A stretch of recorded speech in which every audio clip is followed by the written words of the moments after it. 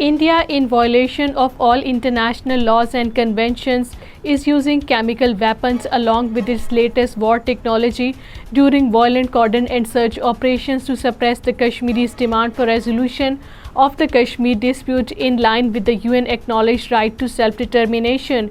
According to Kashmir Media Service, India is using its army, paramilitary, police and shielded under the draconian law, the Armed Forces Special Powers Act, to kill the Kashmiri youth in fake encounters and arrest them.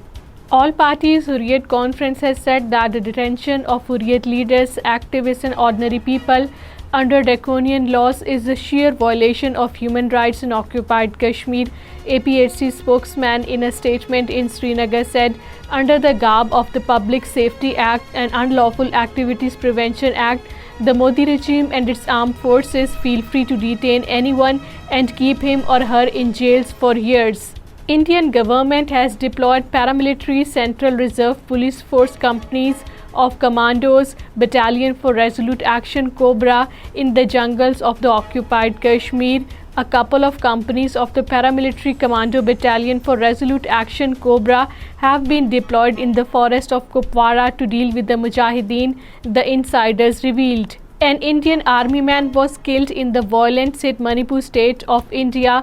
The army man, who was on leave in Manipur, was abducted from his house in the West Impal.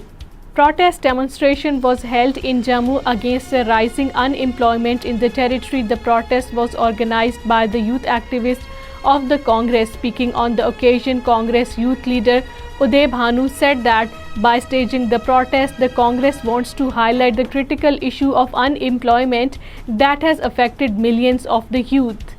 Senior Congress leader Raman Bhalla has said that the Bharatiya Janata Party government is misleading the people by peddling the normalcy mantra in occupied Jammu and Kashmir. Addressing an event in Jammu, Bhalla said that the government has failed to address the legitimate aspirations of the Kashmiri people.